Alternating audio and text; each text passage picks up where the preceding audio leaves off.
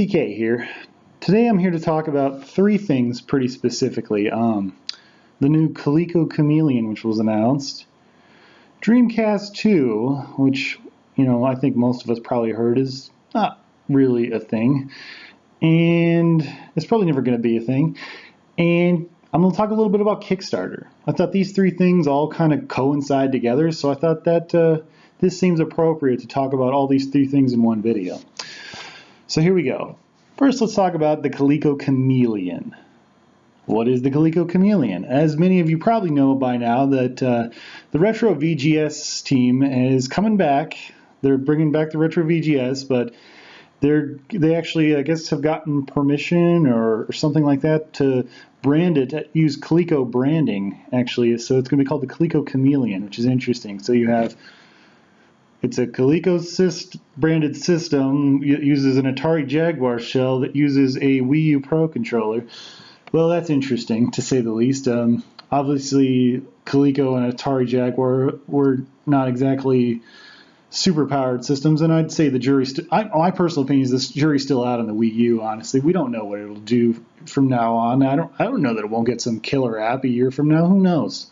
Basically, systems that have not done well all coincided with one, so that's not really great by any means. Again, I wish the Retro VGS team all the best, and I hope they succeed. I just think it's really unlikely. I think it takes more than just Coleco branding to make a great product. I mean, look at Sega with AT Games, whatever you call them. Anyways, they make those basically plug and play clone system stuff. It's like Chinese knockoff kind of deal, and yeah, I'm sure they sell fine and whatnot, but here's the difference. They never asked anybody for money. They just got licensing from Sega, and that's another thing. It's like they're going to we're going to go Kickstarter route again, of course, and, here's another thing, another YouTuber, I just watched his video today, was Stop, Drop, and Retro. He has an awesome channel. If you've not watched his channel, go check it out. He said that he actually thought that having the Coleco branding actually would hurt the Retro VGS more than it would help it because, of the Retro VGS's underdog status. I think yes and no. I guess I kind of agree with that, and I kind of don't on one hand, because I don't think of Coleco as a major brand, honestly. I guess that's where I disagree. If they had put Nintendo on it, yeah, that would probably kill its underdog status. But let's look at Shenmue 3. That's a great example. Yes, technically, obviously it's going to be on PC and PS4, and Sony is going to agree to do the marketing for Shenmue for free. But maybe that's a bad example. I don't know, because in all fairness, there were people that were confused about what Sony's involvement was in it. So I suppose, but it still ended up making like $6 million on Kickstarter. So you never know. And then I think when more people found that out too, is I think what really helped get that to where it is. But that's kind of an ongoing thing. And speaking of Sega, that brings us to the other topic, which is the Dreamcast 2, which, let's face it, guys, this isn't happening, honestly. And it was all over like Cinema Blend and some other major news people were covering this or something, where you had like people just talking about, there's going to be a new Sega Dreamcast 2 system in production, and it's going to be a Dreamcast hybrid PC. When I first saw this, even on Cinema Blend, I was pretty skeptical. I'm like, there's no way this is actually happening.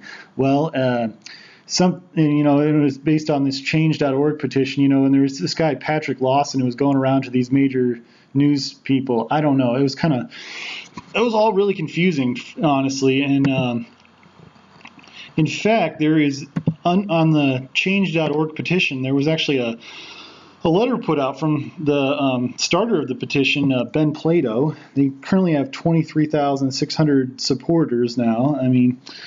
Anyways, and the letter reads like this. Dear all, there has been a few misconceptions following some misleading information regarding the campaign. Let me make this clear.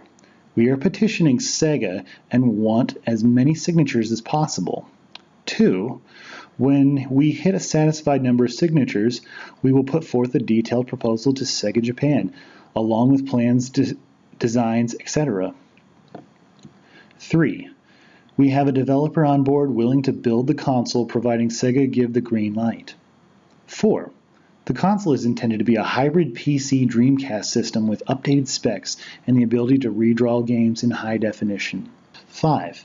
If Sega don't like our proposal, we are planning to push forth and create a machine capable of doing so. However, that will require crowdfunding. Ooh, crowdfunding. 6. There are other interested parties and we are in an ongoing discussion with them and exploring many avenues. 7. The console is yet be named and is not planned to be called, quote, Ring Edge or Ring Zero. From the team at Project Dream, we thank you for understanding and urge you to please be patient. We are happy to hear your ideas for new and improved machine. So 1, they don't have a working prototype. And 2, they aren't affiliated with Sega in any way. They're just a couple of guys with an idea, and they have, an idea, basically. And it's just kind of like, I'm kind of like frustrated because this just gets people's hopes up for no reason, honestly. I mean, it's frustrating because I'm sure there's a lot of people out there, myself included, wouldn't mind seeing something like that. I don't think in an economical situation like now it would really work, but it'd be nice to see something like that. But again, I don't think Sega has any interest in just doing the branding thing like Coleco. It's disappointing to say the least because it's not like with the Coleco Chameleon, that's a different situation because Coleco doesn't have a lot going on. I mean they have their Coleco flashback machines that are basically, it's like a giant plug and play that you can buy at Walgreens or CVS or whatever. But I mean, it's different because Sega, they're still making video games. I mean, as a third party, they're not interested in that, And it's like, yeah, I understand that they've they did the licensing with the at games and whatnot, but that was different. I mean, they weren't asking for money. They don't need crowdfunding. A lot of people give Hyperkin so much crap about their emulator machine that uses cartridges and whatnot, but at least nobody ever asked them to. When we didn't have to pay for it, they made it because they were an actual company that actually is making stuff. They weren't just sitting there asking for us for money, which kind of brings this all comes to down to one thing, and that is Kickstarter. Kickstarter is, I think Kickstarter can be good if it's used correctly, but the problem is the majority of the time it's not used correctly at all. Everybody thinks, oh, Kickstarter, I'm going to be the next Shovel Knight. I'm going to be the next Shenmue 3. I'm going to be the next Ouya. Well, actually, maybe you don't want to be the next Ouya, but here and there. But everybody thinks, oh, if we use Kickstarter, we can get this thing funded, and it's like, here's the problem with Kickstarter. I think if somebody uses it because, hey, you already have investors, you're trying to offset the cost, and you want to let the fans help out. Oh, that's cool. I think that's kind of neat if it's a reasonable amount of money. But if you're asking for $6 million, well, it's it depends on the product, I guess, entirely. And I feel like this is not how you should. I mean, here's what these guys all should do.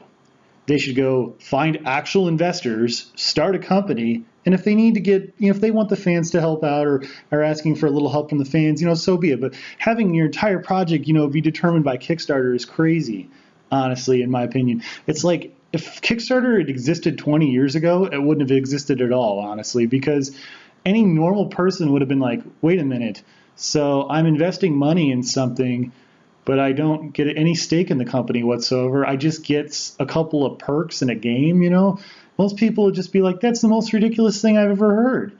Why would I do that? That's insane. I don't know, honestly. It's crazy. Sometimes I don't get Kickstarter and why it's a success, but maybe I'm just totally in the dark here. Maybe, I don't know.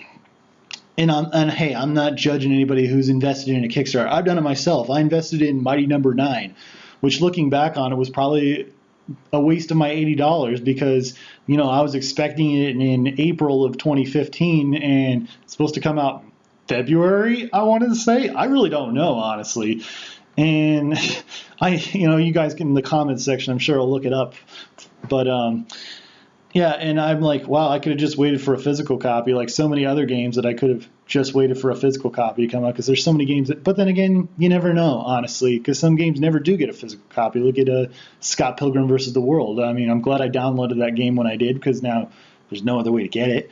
So, I mean, it's a judgment call, honestly. But I guess my point is, it's like, here's my advice to all these companies, and that is, or these people who want to start these, find investors.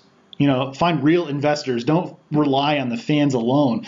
Otherwise, I mean, how do you know it's even going to get? And it's because it's just getting people's hopes up for no reason at all, honestly.